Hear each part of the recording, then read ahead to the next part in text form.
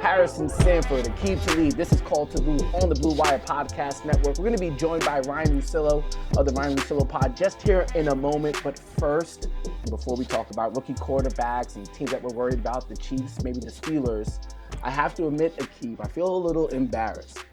Not just because I lost in fantasy football to you, Aqib's named Dallas Daily Dollars, but Triple now D.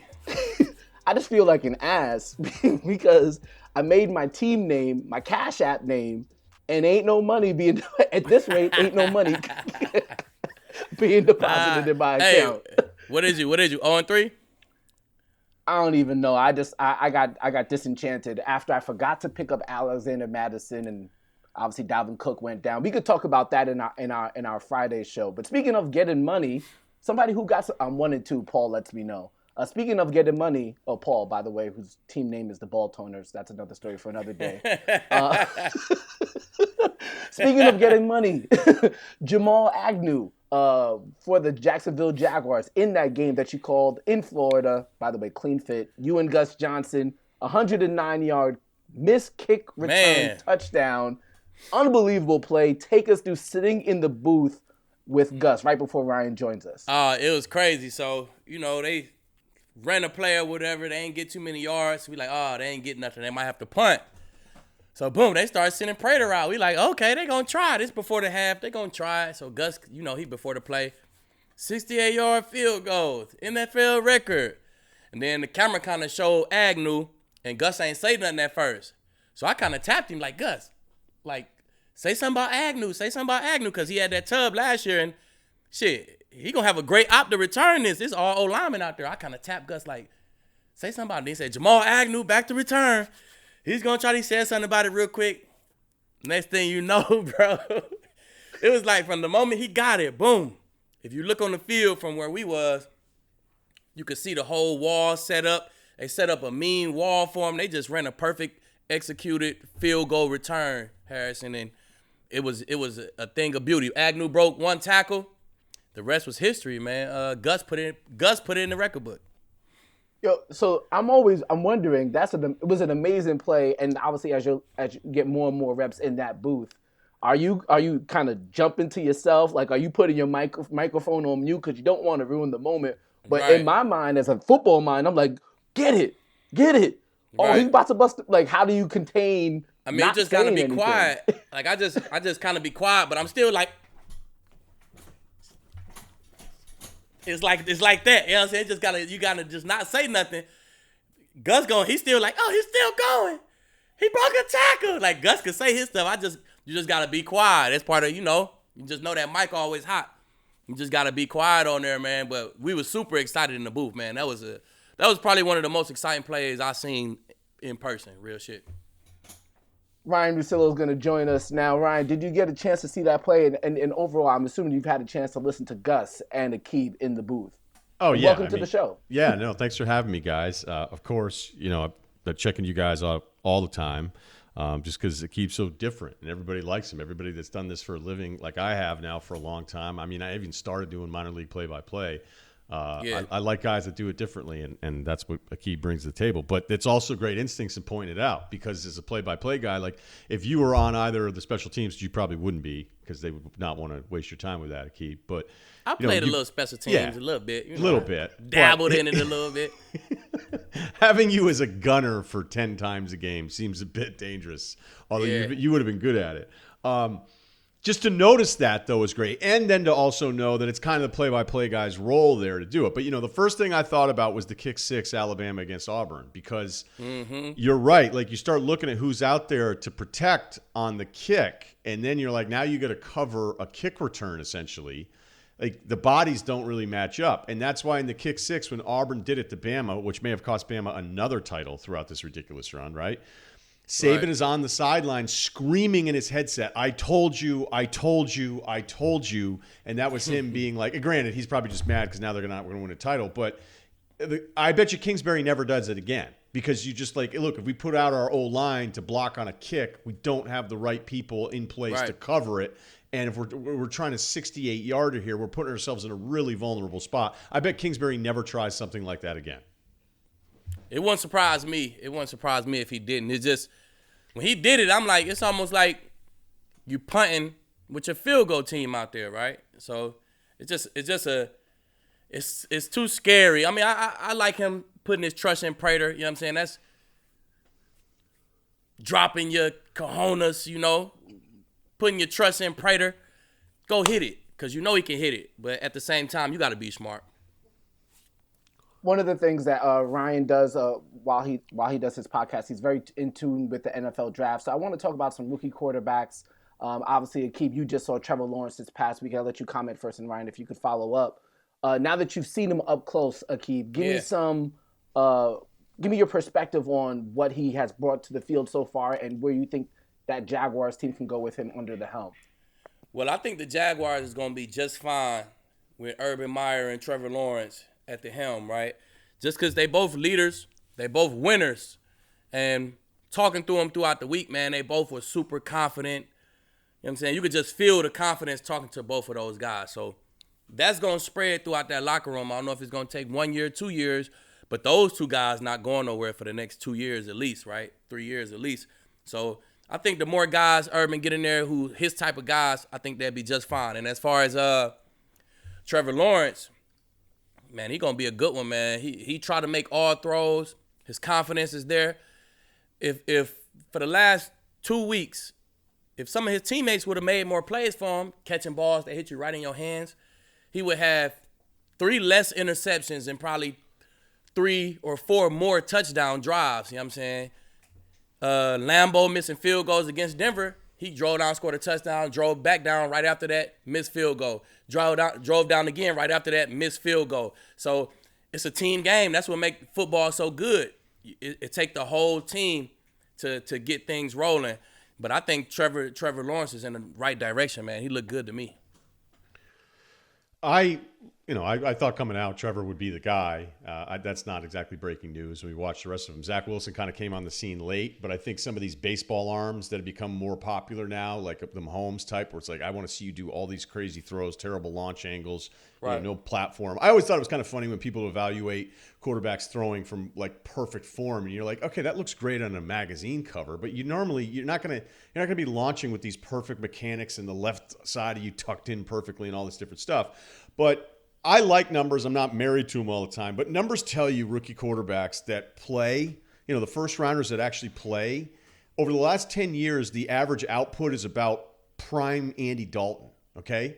And I'm maybe not even peak Andy Dalton, because Andy Dalton did have a couple years there where he put up some nice numbers, but I don't know that anybody was like scared of him, right? And Aqib, you speak to this better than I would, obviously. But right, you're right. Yeah, good numbers, not scared of you. Big game, not real worried about it. But right now, if you look at QBR, the guys in the bottom 3 are Trevor Lawrence, Zach Wilson, and Justin Fields. So to this point, it's taught us a couple things. Once again, don't have crazy expectations for rookie quarterbacks. None of them are ready, but they need to play, because you can't get ready for this job by never going out there. The preseason stats don't mean shit, again. I mean, how many headlines did you hear about Zach Wilson or Fields or all these guys running through people? Because nobody does it. Preseason's never been less important than it is now. So I don't have a firm opinion on who's good or who's whatever. It's just that this is actually the way it normally goes, and the way it's gone this first month has been bad across the board, which doesn't mean you can't have hope for Trevor Lawrence or any of the guys that we're talking about. The playbook for the Pittsburgh Steelers, or at least the plays that were executed this past weekend against the Cincinnati Bengals, very underwhelming very underwhelming for Pittsburgh Steelers fans. If you look at the number of passes that went behind the line of scrimmage. Ryan, is Big Ben done in Pittsburgh? Is that era over? Well, as far as being somebody that's going to carry a football team, yeah. I mean, it started happening last year. Their defense was off the charts. They get this great start. They lose one game, and I remember still having faith because I love their defensive personnel so much. But they lost some depth there. Then T.J. Watt, comes out of the game, and now you're like, all right. I think they lost Hayden for a stretch there too recently. And now people are looking at Roethlisberger being like, oh, no, this is over. This was happening last season. Everything production-wise is all after the catch with them. He's not a guy that's going to challenge you down the field at all anymore. And I give him credit. I mean, he's been incredible, but anybody that thinks you're scared of Roethlisberger isn't watching these games. Hell, when they beat Buffalo week 1, which is a really nice win because Buffalo's going to win that division, even with the win, guys, I'm like, they're in trouble with Roethlisberger because it's even worse now, and they don't have the defensive depth to support him the way they did last year. Keep what you got.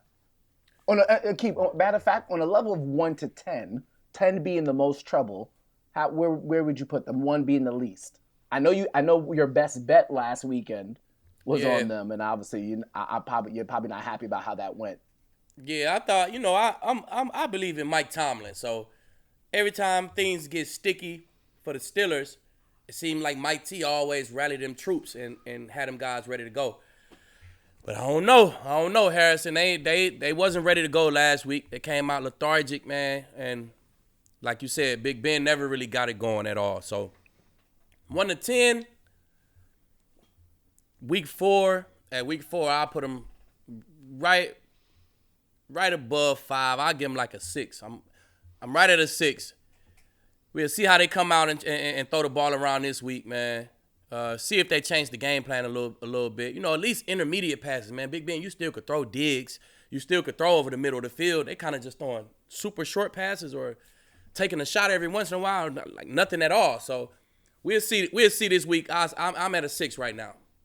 The absence of T.J. Watt for them is also a factor as well when you look at that offensive line for the Cincinnati Bengals. Joe Burrow got a lot more time than he's used to getting behind there under center. Wanted to move over to the AFC West. Obviously, we talk about the Broncos all the time in our Thursday show, and we'll do that again, Aqib and myself. But also, obviously, in that AFC West, it's the Kansas City Chiefs at 1-2, and it seems as if teams are being very aggressive against them. We saw Brandon Staley and the Chargers go ahead and get that win in Kansas City, go and get for it on 4th down. That touchdown pass to Mike Williams was not necessary, but led them to get the win.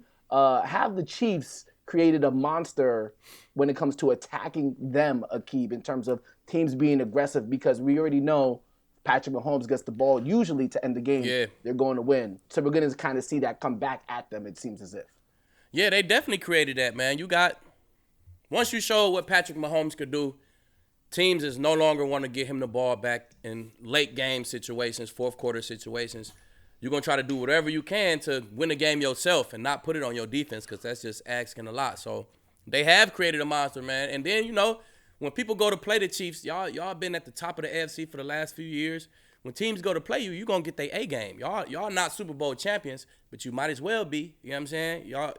You won a chip, went to the chip. You still got that championship aura on you. So you going to get teams' best shot. And the Chargers always play the Chiefs in Kansas City good. So I wasn't super surprised with that. I teased that thing, Chargers plus 12. Easy money, Harrison. Easy money, baby. Ryan, Aqib's been hitting these teasers real well recently. I'm telling you. How would you operate as a betting person against the Kansas City Chiefs, Ryan, as it comes to their playoff chances to get the number 1 seed, just your overall impressions? Talib sees it clearer than I do, but I would just keep hammering the Chiefs because this is a fluky start to the season. It just is. They're not going to turn it over 4 straight possessions as they did to end it against Baltimore and to start against the Chargers. Baltimore had to go from 4th down there. I think everybody would have gone for it. I mean, it was cool to see Harbaugh say, hey, Lamar. It didn't matter what the hell. No quarterback ever says he wants to punt anyway. So we all knew it was going to happen. It was the right football play. They don't turn the ball over historically, especially in September. And then all of a sudden, Mahomes has got 2 picks here for the first time in his career in September. So I don't think that those turnovers are going to last. So I'm not worried about that part of it. But defensively, there's some real issues. We knew the defense it wasn't awful last year. It's awful right now. There's no question. You can make an argument it's the worst defense in the NFL. And the crazy thing, too, is you want to give up your yards between the 20s, go ahead. But when you get in the red zone against them, you're scoring a touchdown every single time. It was the worst red zone team as far as touchdown percentage allowed in the NFL last year. And having said all that, they still went 14-1 in Mahomes starts. So it tells you can be atrocious in that. Giving up red zone TDs usually means you're not going to the playoffs, not going to the Super Bowl. And it shows that Mahomes can get you through all that stuff. So I still don't see why Mahomes is going to regress. The offensive line has to figure it out. It's still the youngest roster, I believe, by age in the league. I'd like a few more defensive guys there. But I think this 1-2 start is a little fluky, and I would hope to get value on some of these lines, but I doubt Vegas is going to give up on the Chiefs in September. One team that people might be investing in, the Denver Broncos, Aqib's former team, at 3-0, have a real tough 4-game stretch here coming up. Ryen, are you buying the Denver Broncos? Obviously, that injury that just happened to KJ Hamler, torn ACL, done for the season. Teddy Bridgewater losing another target. Aqib and I will talk about that on Thursday. But are you buying the Denver Broncos in general? Yeah, you know what, man? I've loved their defense now for so long, and it just doesn't stay healthy. I mean, Von Miller will be, without question, one of my favorite players I've ever seen play because peak Von Miller is just stupid. You know, Chubb has the injury where he's kind of getting something cleaned out, but he's going to come back. I still want to see those guys like next to each other for a full season. And if you think about their quarterback play, if they had just had average quarterback play with the defensive personnel they've had at any of the point over these years, I mean, Flacco was way worse than they thought he would be. They brought Sanchez in going back years, and they were like, that's not close. They thought they had something at Trevor Siemian. That didn't happen. They went to Case Keenum thinking, hey, if we can just get the Vikings Case Keenum with this defense, we're a playoff team. Then he wasn't even close. Drew Lock already lost his job at Bridgewater. And so even if you're not the biggest Bridgewater fan, you go, hey, his baseline is better than all the shit you just put up with for half a decade. So yes, again, a huge if, because this league is basically determined on who survives these 18 weeks. But if their defensive personnel is close to being healthy, I really like Denver, and I have for a while. I'm just happy they have something steady at quarterback in Bridgewater because he's a huge upgrade from what they've dealt with for a long time. I love what Denver is doing right now. I think Teddy is playing his best football that he played maybe since those early Minnesota days when he kind of had his breakout against us. You know what I'm saying? So I love what he's doing right now, man. That O-line is protecting them. They running the football good enough. They scoring in the red zone. And like you said, that defense is playing with so much confidence, man. They getting turnovers now. Chubb won't be out for the full season, even if he missed like the next 6 games or whatever, man. Long as you get Chubb back, and long as, like Russ said, long as they stay healthy, that's the name of the game. I like Denver. I like Denver to go be able to compete with all the teams in their division, Raiders, Chargers, Chiefs. I like them to be able to compete with those guys easy because they already, you know those teams. And you can match up against those teams good. So I'm believing it, man. The Broncos, they on their way. I said what I said at the beginning of the year, 11-5. I still like it. I like them 11-5, 11-6, 12-5. I like it. Yeah, it should be a very interesting to see how it all plays out in that AFC West. As you mentioned, the Raiders are 3-0, the Chargers 2-1, Chiefs 1-2, looking like the best division potentially in football, at least in the AFC potentially. And then in the NFC, you still have the NFC West, big time matchup between the Cardinals and Rams this weekend. And speaking of the Rams having beat Tom Brady at home, the Patriots now, having beat Tom Brady in the BUCS, now Tom Brady with a loss going into New England against Bill Belichick. As we sit back and look at that matchup, Ryen, or Aqib, actually let me know first. You were in the locker room with Tom Brady. You were in the locker room with Bill Belichick. What's going through the minds of both of these personalities this week? How do you think they're processing what's going on in this big time matchup on Sunday Night Football? I think they both trying to keep it regular. They trying to make it, just the next week. It's our next game on the schedule. It's the most important game on the schedule because it's the next game on the schedule, right? But I know both of those guys, man. I played alongside, played against both of those guys. It's a little bit extra fuel to the fire this week, definitely, just because, this is your ex. You know what I'm saying? This is your ex. You want to win this game a little bit more than you wanted to win. I bet if you said, Tom, you only could get one win, LA or New England, which one would you take? He gonna take New England for sure. You know what I'm saying? So it's a little extra, man, just because, all the storylines and everything. So they both gonna come out and try to get this one. They both gonna put a little more time in to stopping one another. Yeah, he's not going to ever say anything disrespectful, even though he probably feels disrespected. I mean, New England's the only franchise, because of Belichick, they're the only NFL team that would have, after what he did for that organization, said, "Nah, we're good." It's the only one. Every other one of them would have been like, you know what, here's your $60 million guaranteed, and even if we're going to regret this towards the end of the deal, we're just going to do it because that's the way business is done. And that's why if you go back and look at all that stuff where Kraft got Brady to basically say Kraft had nothing to do with it because Kraft didn't want to be walking around Boston thinking he was part of getting rid of Brady. But Belichick's the only guy that would have done it. Now, if you ask the Belichick side of it, he'd say, look, for the last 2 years in practice, Tom was slipping. He wasn't the same guy. And we made him an offer to bring him back for 1 year. And he said no. Right. And if I'm Brady, and from what I've heard on the Brady side of it, it's like, hey, thanks for all those weapons. Thanks for all the terrible draft picks at receiver. And you made me an offer in August of the previous year and told me that was the same offer. And you don't have enough respect for me to sit back down at the table and say, hey, let's get another deal done. And when he approached him on it, apparently, the story goes, they're like, hey, we already made you an offer. He's like, well, what the fuck are you talking about?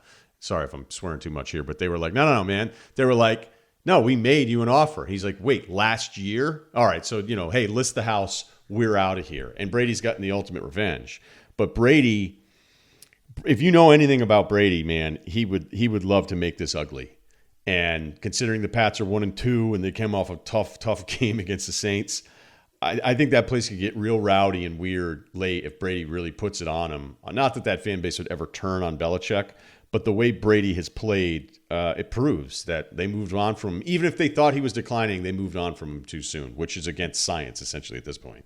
The other thing that's good about this matchup is they going directly against each other. You know what I'm saying? It's not like two quarterbacks who playing against each other, but you don't really play against each other. Nah, Bill is running the defense. Tom is running that offense. They going head up. It's a head up fade this week. It's going to be a good one. Ryan, you're from the region. How do you predict fans are going to react in that moment throughout the entirety of the game? Now, people were largely okay with it because when Tom moved on, because there was a real thought that he was declining. I mean, there were certain numbers there, some of the red zone stuff. You're like, what's going on here? Again, he's throwing to lacrosse players half the time. But I was waiting for Talib to pick that one up. I almost spit on my Mac. Yeah. So look, man, there's no this isn't people are going to turn on Belichick. You can't turn on this guy. He's going to go down as the greatest coach in the history of this game. And there's just a real annoyance to be like, hey, I thought this guy was done. He goes and wins a Super Bowl the first time, and he's coming in with a loaded roster and a bunch of questions on offense for New England. So I think it'll be a moment. But I don't think it'll be this defining part of the Belichick story where things could turn for him. I don't think that would happen, or we wouldn't know in the moment unless things went bad after the fact. So I can't wait because if you really know Brady, and can I ask Aqib this? You played there. I have friends that obviously played there as well, being from the area and being lucky enough, to get to know some guys over the years working in this. And I'd be like, how does it work with Brady? Do you just call him, be like, hey, do you want to hang out? And they were like, no. They're like, there's an approval process. Did you ever just hit up Brady and be like, hey, let's hang out? Never. I never hung out with Tom. Ever outside the facility. So I hung out with Gronk, Jules. It's every weekend. We all the way in Foxborough. So we used to meet at somebody's house, get a party bus, boom, go to the city, everybody come back. Gronk, Spikes, Edelman, myself, Lyman, everybody, but never no you time. Guys, that's why you guys would hook up with my guy Jerry there in Boston, and then the brothers. And I don't remember their names, but I'm sure we did. Yeah, no. Because, I mean, look, I lived there all the time, and I knew kind of how it worked, but it was... You're so far out. People don't get it. You're like, wait a minute, where do I live? Yeah. I mean, in the boondocks by yourself, really. And Bill wants you there. Patriots. Yeah, he wants you there, and all you have is a Dunkin' Donuts and a Bass Pro Shop. And he's like, 15 good. Dunkin' Donuts. There's a Dunkin' Donut on every damn street corner, bro. But nah, never. To answer your question, never. I mean, if we had a team function, maybe at Mr. Kraft, he'd have a team function at his house right after training camp. Then Tom would be there. Everybody will vibe with Tom then.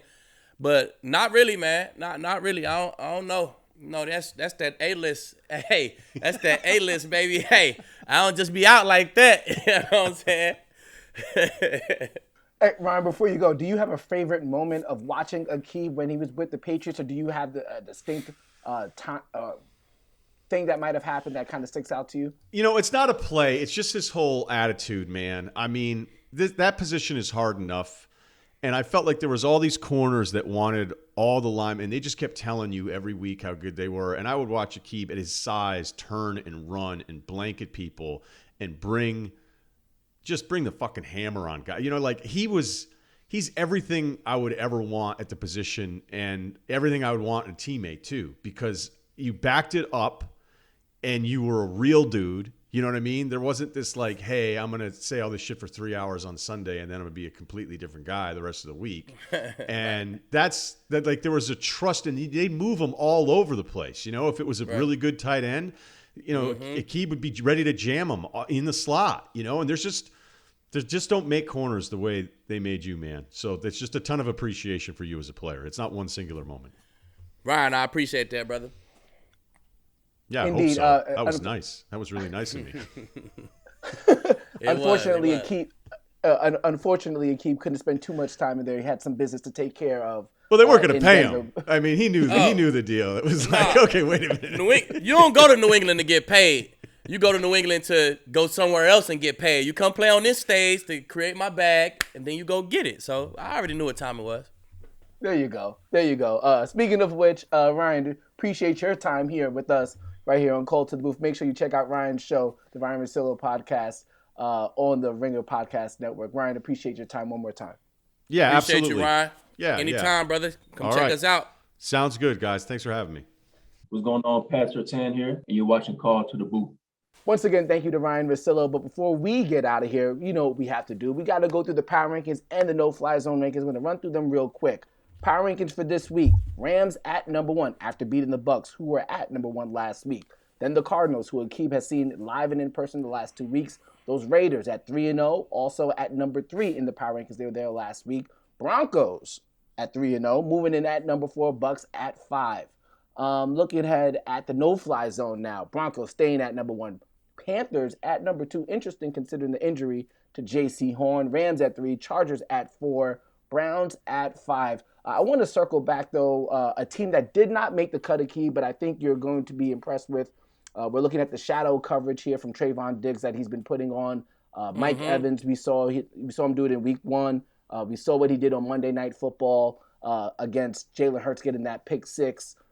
Your impressions of the Dallas Cowboys when it comes to power rankings and no-fly zone rankings, I imagine you have to be encouraged by what you see from them. Definitely encouraged, man. I love what Dallas is doing. They close, man. They right there. I say they was about number 6. It was, I got to get them undefeated teams in there. You know what I'm saying? I got to get them undefeated teams in there. Then I felt like the BUCS, they lost to the number 1 team. I ain't going to drop y'all all the way out, right? Cowboys right there. They right there. Their schedule is, it's middle of the pack. But no-fly zone as well, man. I love what Trevon is doing, man. He's shadowing number 1 guys. He got a pick. He on the board every game. I think that's 3 for him. 3 picks so far this year. 1 to the crib. He definitely elevating his play in this second year. So I already knew it. I've been talking about Trevon. I told him Trevon Diggs is going to be a lockdown corner. He got the speed. He got the size. He got the ball skills. He got the confidence. So look out for Trevon Diggs, man. He's definitely – one more week, man. They'll be on no-fly zone for sure next week. Trevon Diggs in the mixture with Micah Parsons, who's shown that he could be a linebacker, defensive end. He's been rushing everything. the quarterback. Yeah, he put pressure on Jalen Hurts Monday Night Football. He put pressure on Justin Hurts that game before in Los Angeles. Cowboys are really taking upwards while that division looks down and down bad. And this week, he might just shadow DJ Moore. And obviously the Panthers will be without CMC, and DJ Moore gets a wealth of targets. So that's going to be an interesting matchup for sure. But this week, when it comes to A-plus matchups, we really can't focus on that one because there's only one matchup that at least I know a lot of people are going to care about. That is Tom Brady going to New England against Bill Belichick. We talked about it with Ryan. Aqib, take us into the mindset now of Bill Belichick. You said it's pretty much going to be like a one-on-one type of thing. How do you prescribe a defense to stop Tom Brady, assuming also as well that Antonio will be coming back from COVID? Well, I say Bill's seen every game where Tom struggled, Bill's seen it, right? He's seen what made him struggle the most. And I say it's blitzing him, pressure in his face, right down the middle, tight coverage on the outside. You got guys. I wish he would have had Gilmore. It would have made this situation even better, right? You had JC on Godwin, put Gilmore on Evans. Man, you got Dev. You got guys who could cover. You got Mills. You got guys who can cover them tight ends. So you would have had the bodies if Gilmore would have been there. Right now, I don't know if you got the bodies to match up with these guys, but guaranteed, Bill going to put pressure in his face, tight coverage on the outside for sure. I don't think anybody expects the Patriots to win this game. I mean, maybe they do, just because considering the talent level of the Tampa Bay Buccaneers. But what would you consider a win for Bill Belichick when it comes specifically to the defense? Like, is a certain amount of points let up, a certain amount of yards? Like, what would be a turnover or two? Like, what would you consider a win if you just had to put this head-to-head Tom Brady versus a Bill Belichick defense? A win in the win column definitely gonna play a part. If Bill lose the game, he gonna feel like he didn't stop him, right? But as far as stat wise, man, just create some turnovers, fumbles, or interceptions. Just create some turnovers, get some sacks. Had 2+ turnovers, 3 sacks. Don't let him get close to his average. If he's under his average of passing yards, keep him under that. Get off the field on 3rd down. So if Bill is able to do all that, he'll consider that a win. Big time matchup there, Sunday Night Football. Last, before we get out of here, real quick, Aqib, want to give me a game pick? Rams, Cardinals? No line, no over-under, just who you like. Rams, obviously, you know very well, and you've seen the Cardinals up close these past 2 weeks. Who do you like? Where the game at? Game is in L.A. Game in L.A. I got 2 big dogs like that. I'm going with the home field advantage, man. So I'm going to ride with the Rams to take it. Yeah, I got to ride with the Rams, man. I ain't betting against the Rams right now. Yeah, and you know, it's also hard to bet against Cooper Kupp. He's going absolutely insane with Matthew Stafford there as his quarterback. We're going to talk about him actually on our Friday show as we talk about fantasy football. But that's it for today. Tomorrow we'll be back with as we talk about the Denver Broncos, their big-time matchup against the Baltimore Ravens. This is Call to the Booth. That's Aqib Talib. I'm Harrison Sanford. Thanks to Ryen Russillo. We'll see you next time.